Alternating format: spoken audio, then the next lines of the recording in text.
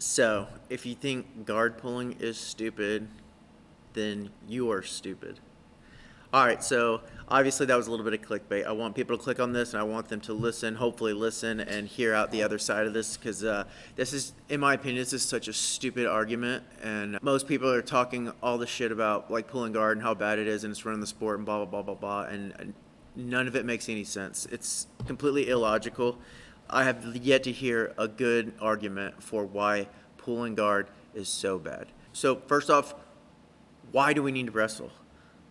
What is the argument on why wrestling in a sport of submission grappling is so important? Like, I agree there should be rules on how to pull guard. You should make contact. You shouldn't just sit down. At least give your opponent an opportunity to try to get that part of the match, try to maybe score those 2 points or maybe injure you on the takedown and win that way, knock you out on the takedown, anything like that.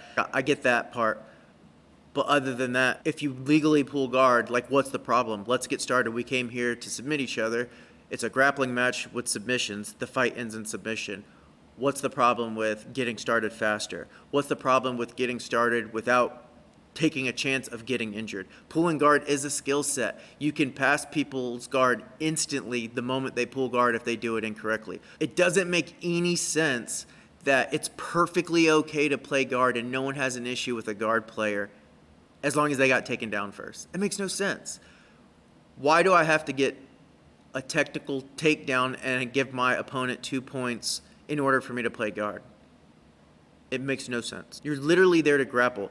So why does it matter if it's standing up or on the ground grappling? So what's the problem with getting to the ground and getting the fight over faster? Virtually 100% of fights that end in a submission end on the ground. Not because you got taken down or someone got a takedown. It's on the ground where you do the submission. Judo and wrestling have a huge emphasis that basically the entire sport of judo and wrestling is taking the guy down. That's what they specialize in. That's what they've mastered. If the takedown was so important in submission grappling, then the wrestlers and the judokas would be winning. That it would be a sport of wrestling versus judo. There's a reason that the jiu-jitsu guys dominate the sport of submission grappling. It's because the takedown is such a small part. It's virtually meaningless.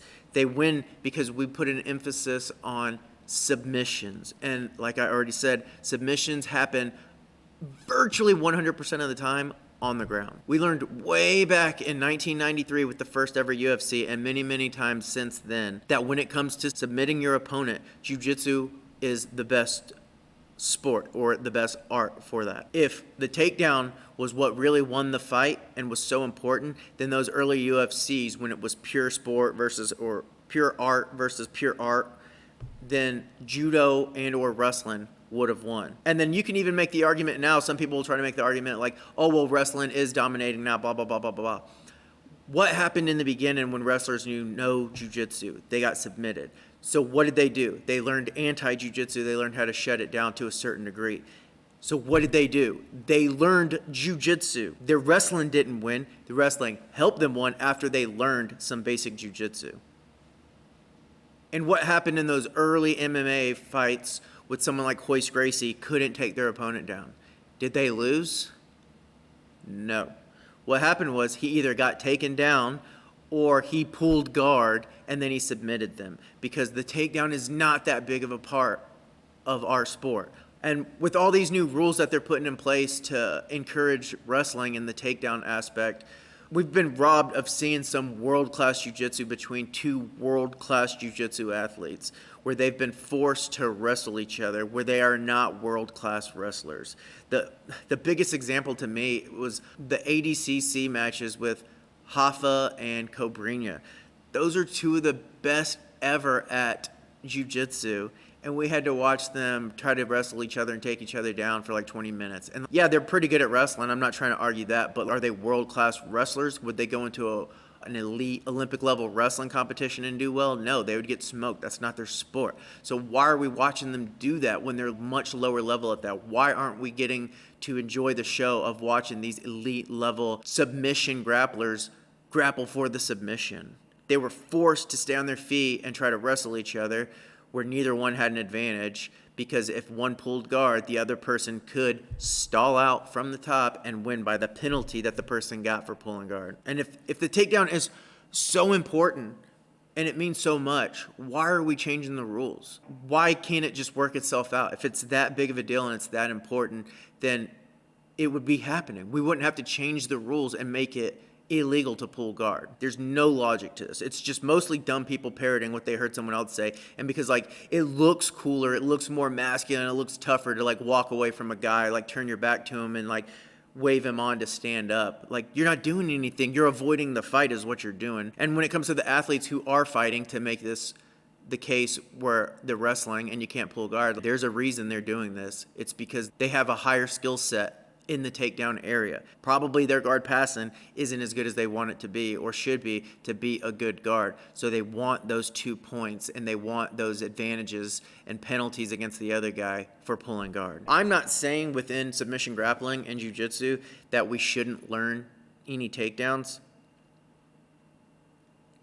But if you've taken the time to develop an area of your game to this an elite level that a world-class grappler cannot pass your guard, why should you be penalized from using that skill set that you've worked for? It makes no sense. Why should a wrestler have that advantage? I don't get it. I don't understand why a wrestler deserves an advantage to work a takedown when they're coming into a submission grappling competition. We're doing a sports competition, so in sport, in competition, there's aspects of strategy. So does it make sense for an elite level jiu-jitsu guy to go out there and wrestle an elite wrestler? No, it makes zero sense. Why take that risk of the injury, getting hurt, or even just purely embarrassment, but why take that chance when you could literally technically pull guard and get the match going right to a spot where you're more advantaged? So I've basically heard like 3 big arguments, 3.5 kind of arguments against pulling guard. And so I want to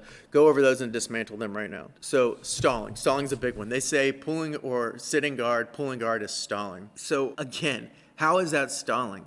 What about getting the match started and getting going is stalling? So basically you're saying it's impossible to stall if you're on top. That's your argument, is it's stalling on the bottom if you pull guard,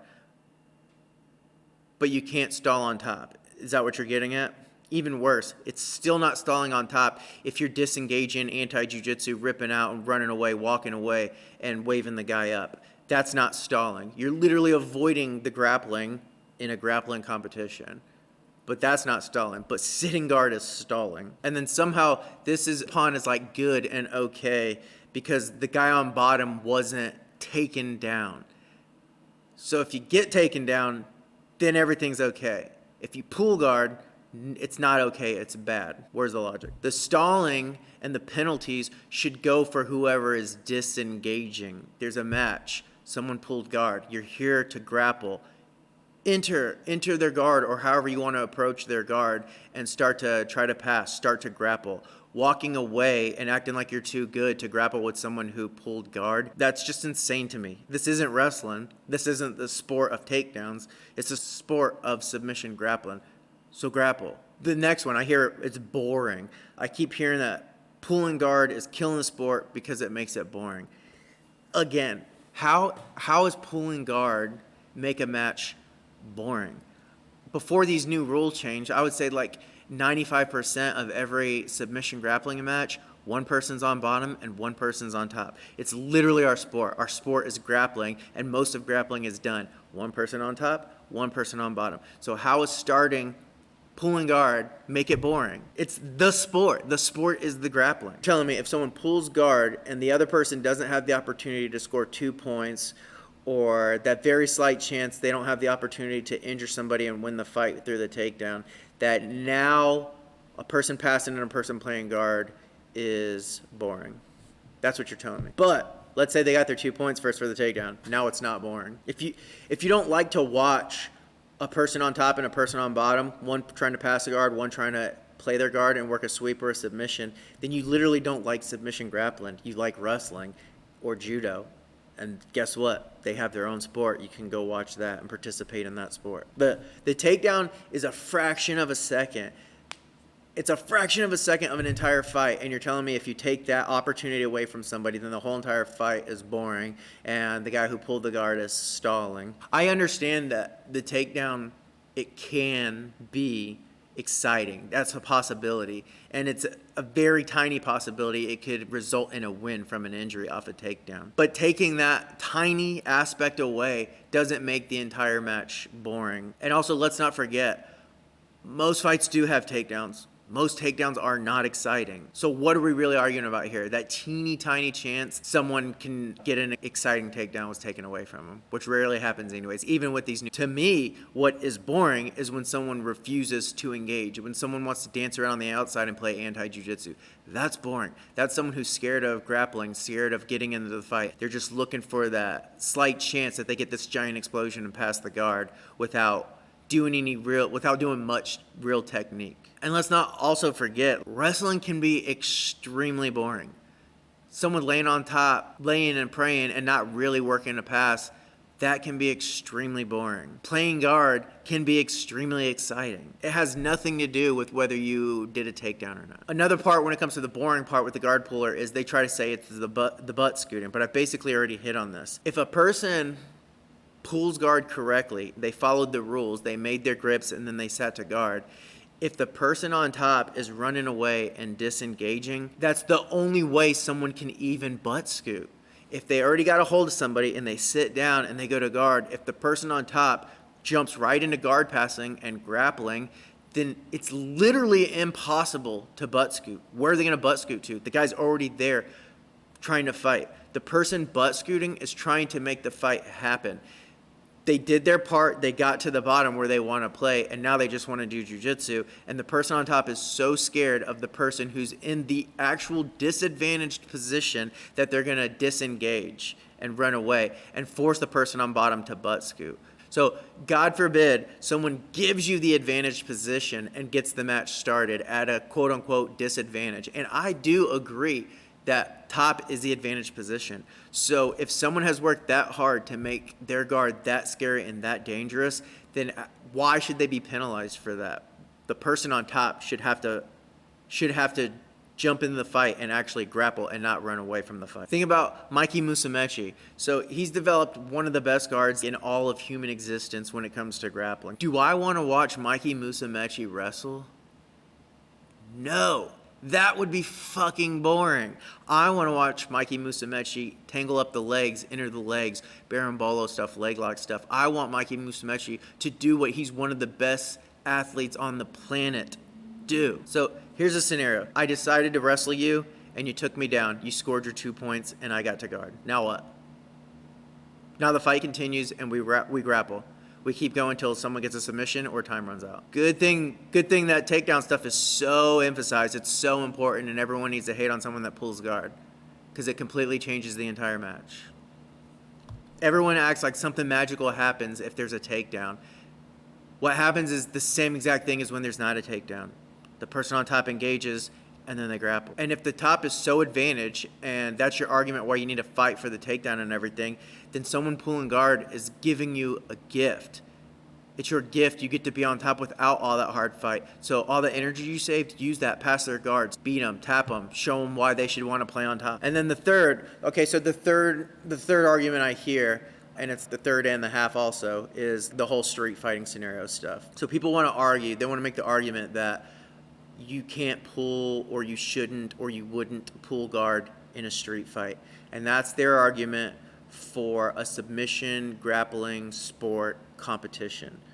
This isn't a street fight. We didn't sign up for a street fight. That's not what we're preparing for. This is a sport or an art, however you want to look at it. If you want to train that aspect and pretend you're in a fight as much as possible, there is a sport. It's called MMA. It's not submission grappling. It's not what they do at ADCC or CJ. There's plenty of other things within submission grappling that no one talks about that you wouldn't do in a street fight. You wouldn't probably invert, especially on concrete. You wouldn't go to a K guard into the matrix on concrete. But no one has an issue with that as long as the guy on bottom was taken down first. He didn't pull guard. He was taken down first. So now you can do all this other stuff that you wouldn't do in a real street fight. And then if you do want to talk about street fights, the fact that you train alone is going to almost always, virtually always, be more than enough. Just the fact that you train. The odds are you're going to end up fighting somebody that doesn't even train, so you're going to be able to do whatever you want, and it's going to be fairly easy. And then if by chance you do get in a fight with someone who has trained, then what? Maybe you can't take them down again.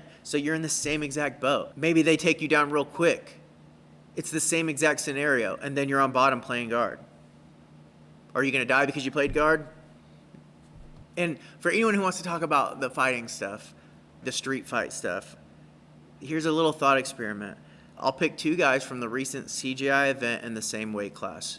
And this is obviously extremes so that we can see, I can bring light to the issue right here. Jason Nolf and Levi Jones-Leary. So Jason Nolf is a world-class wrestler. He's towards the top in the whole entire world when it comes to takedowns. Levi Jones-Leary, he just got so much shit for playing guard the whole time against Cade. And I love Cade. I was rooting for Cade the whole time. I thought Cade won, blah, blah, blah, blah, blah, all that stuff. That's irrelevant to the point right now. But Levi Jones-Leary is getting all this shit because he was playing guard. Okay, so you want to talk about street fights. All right, so let's create the scenario. One of the best takedown artists in the world, and then someone who can't wrestle at all and is going to pull guard. Now let's put him in a room and say, you're fighting to the death and you can't leave until the other person's dead. Who do you think is going to win that? Who's going to walk out alive? Is it going to be the guy with these insane, amazing takedowns, or is it going to be the guy who can't do a takedown, who's just going to grab a hold of him and eventually rip his legs apart and then work from there? Once the guy has no legs, then he moves up and strangles him. I think it's pretty easy to see, and that's the best takedown artist in the world, arguably, at that weight class. And then so the 0.5 kind of argument is like a more of an old school jiu-jitsu guys, so not so much from the submission grappling world, but just the old school jiu-jitsu guys who want to talk about pulling guard in a fight and all that stuff. That's like the worst. They're like the worst people to be saying this, because the roots of the art of jiu-jitsu, where it stemmed from, what made it different, was literally the guard. Helio Gracie from the Gracie Jiu-Jitsu world, like he's the pinnacle, the peak, the top. The whole story behind the whole Gracie Jiu-Jitsu is he was small and frail and weak and sickly, and he had to use what he could to win fights, which wasn't strength or speed and athleticism. It was the guard. It was keeping himself safe, dragging the fight hours long till the more athletic guy exhausts and then take over. It's like their pinnacle, peak, top guy would have pulled guard in a real fight. And a lot of these old school guys are saying like they don't like the guard pulling stuff. All right, so I think, man, I don't know. I feel like there's still a million things I'm missing, but I think I hit most of my points right here. Please, if I'm more than open and willing to be wrong at anything that I think, I'm not married to anything. I have yet to hear, those are basically all the excuses I've heard of why guard pulling is bad.